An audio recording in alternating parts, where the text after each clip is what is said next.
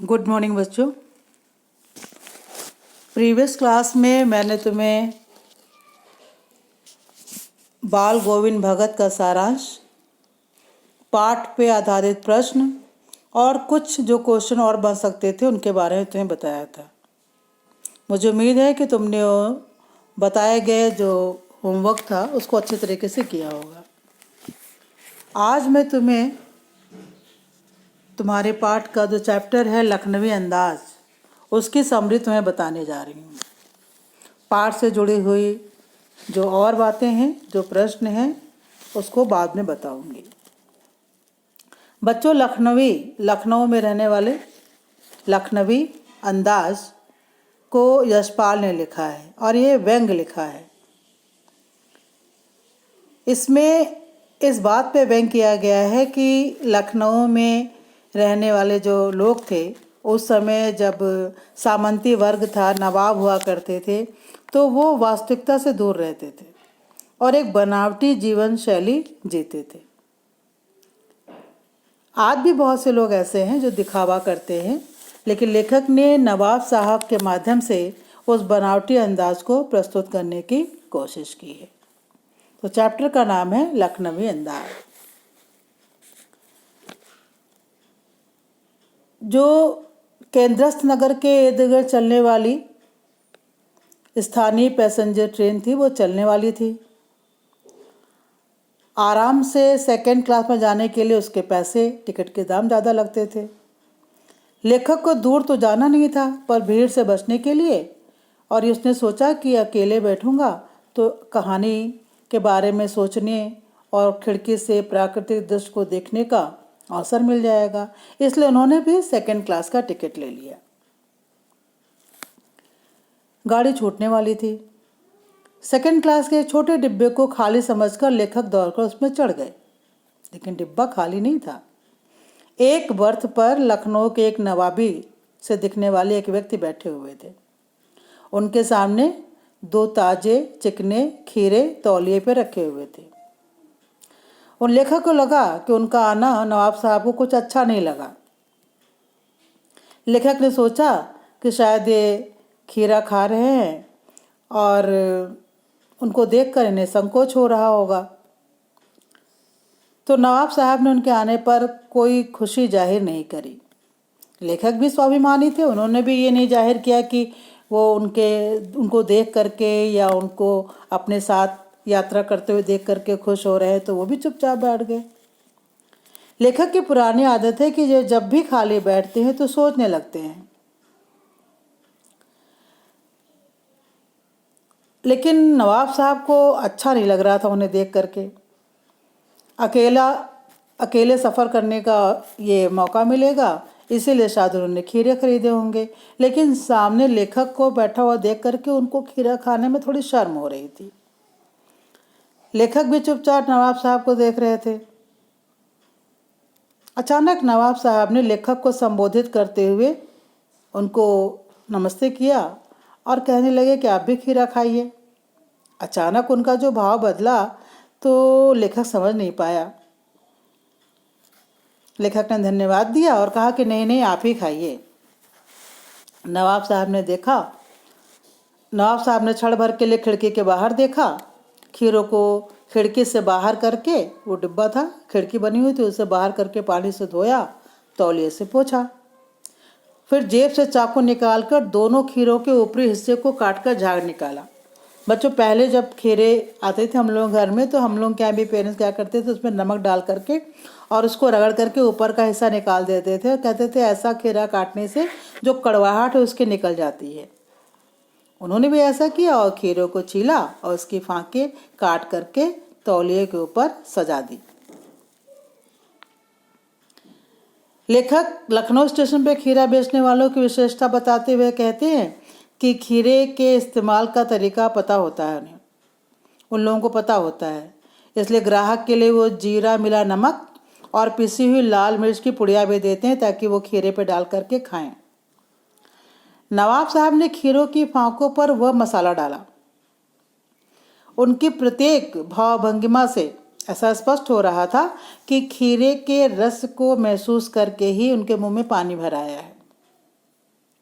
लेखक सोच रहे थे कि मियाँ रईस बनते हैं, लेकिन लोगों की नज़रों से बच सकने के लिए और बच सकने के विचार से अपनी वास्तविकता पर उतर आए हैं। नवाब साहब ने एक बार लेखक से खीरे के लिए फिर पूछा। ताजे खीरे की रसीली फाके देखकर उनके मुंह में पानी आ रहा था, लेकिन वो मना कर चुके थे। अब मना कर चुके थे तो वही ना खाना ही उन्हें अच्छा लगा। उत्तर दिया, इस वक्त खाने की इच्छा नहीं है, आप ही खाइए। नवाब साहब ने तृष्णा भरी आंखों से खीरे की फाकी की ओर देखा, फिर खिड़की के बाहर देखकर गहरी सांस ली। खीरे की फांक को उठाकर नाक तक ले गए और उसे सूंघा, और सूंघ कर ही उसके स्वाद के आनंद के कारण उनकी आंखें बंद सी हो गईं।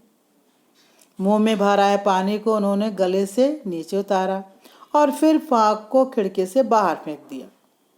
उन्होंने सभी फांकों को नाक के पास ले जा करके और फिर केवल महसूस करके उसका स्वाद लिया और खिड़की के बाहर एक एक करके तौलिए पे सजाए हुए खीरे के टुकड़ों को बाहर फेंक दिया और फिर तौलिए से हाथ और ओठ पोंछकर गर्व से लेखक की तरफ देखा, मानो कह रहे हो, हम लोग खानदानी रईस हैं और खानदानी रईस ऐसे ही खाते हैं। नवाब साहब की खीरे की तैयारी और इस्तेमाल से थक करके वे लेट गए।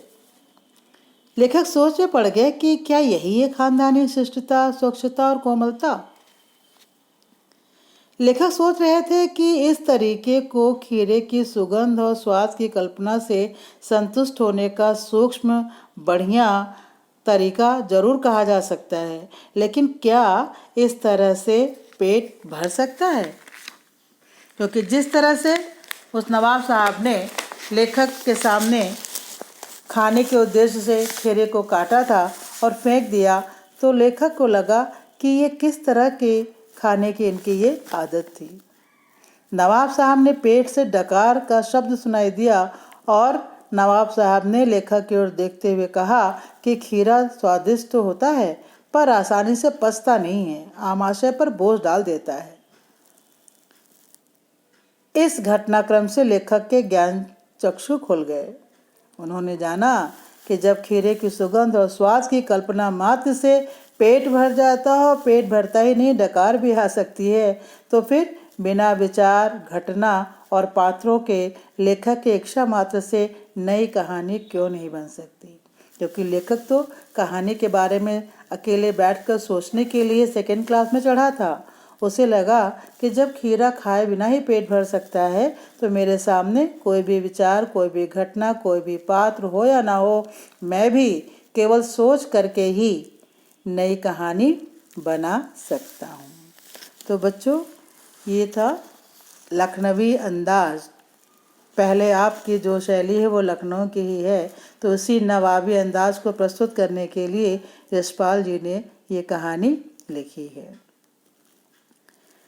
तो वास्तव में देखो तो इस निबंध का जो नाम है लखनवी अंदाज तो है ही, वैसे अगर देखा जाए तो इसका नाम दिखावटी जीवन भी हो सकता है कि नवाब जो होते थे वो दिखावटी जीवन शैली पे बहुत भरोसा करते थे, सच्चाई दूसरों को बताना नहीं चाहते थे। तो ये भी एक दिखावटी जीवन है कि हम लोग खीरा खाते नहीं हैं, सिर्फ खीरे की कल्पना करके और उसको सूंघ कर ही हम पेट भर जाने की अनुभूति कर सकते हैं। बहुत से लोग बच्चों ऐसे होते हैं जो वास्तविकता को छुपाते हैं और ये दिखाकर उन्हें लगता है कि वो अपने आप को दूसरों के सामने बड़ा साबित करने की कोशिश करते हैं। लेकिन ये एक तरीके से सनक कहा जा सकता है कि अपने व्यवहार में प्रदर्शन की भावना ज़्यादा है। वे ऐसी शान शौकत से जीवन व्यतीत करते हैं जैसे वे सबसे अधिक अमीर हों। उठने, बैठने, चलने फिरने सब बात में नज़ाकत झलकती है। हो सकता है उनके पास धन बिल्कुल भी ना हो, पैसा बिल्कुल भी ना हो, लेकिन अपनी कमियां कभी दूसरों के सामने प्रकट नहीं करते हैं। और इसीलिए खीरे के संबंध में नवाब साहब का जो व्यवहार था वास्तव में उनकी सनक ही थी। तो बच्चों, मुझे उम्मीद है लखनवी अंदाज का सारांश जो मैं तुम्हें बताया है वो तुम्हें अच्छी तरीके से समझ में आया होगा। इससे जुड़े हुए जो प्रश्न हैं और तुम्हारे पाठ में अभ्यास के तौर पर जो प्रश्न पूछे गए हैं उन सब के आंसर्स हम लोग नेक्स्ट क्लास में डिस्कस करेंगे। तो ये जो कहानियाँ हैं वास्तव में हमें बताती हैं कि जीवन में हर समय दिखावा करना अच्छी बात नहीं है। वास्तविकता से अगर हम अपने आप को बचाए रहते हैं तो हमें कष्ट ही होता है। हो सकता है नवाब साहब को भूख लगी हो, खाना चाहते हों, लेकिन सामने लेखक बैठा था और उनको दिखाना ज़रूरी था कि हम नवाब साहब हैं और किस तरह से हम खीरे का जो शौक़ है वो फरमाते हैं। इसीलिए उन्होंने खीरे को काटा, सूंघा और फेंक दिया। तो कहानी को बुक से एक बार ज़रूर पढ़ने की कोशिश करना और इससे जुड़े हुए जो अभ्यास के जो प्रश्न हैं वो मैं तुम्हें नेक्स्ट क्लास में कराऊंगी। ओके बच्चों, थैंक यू।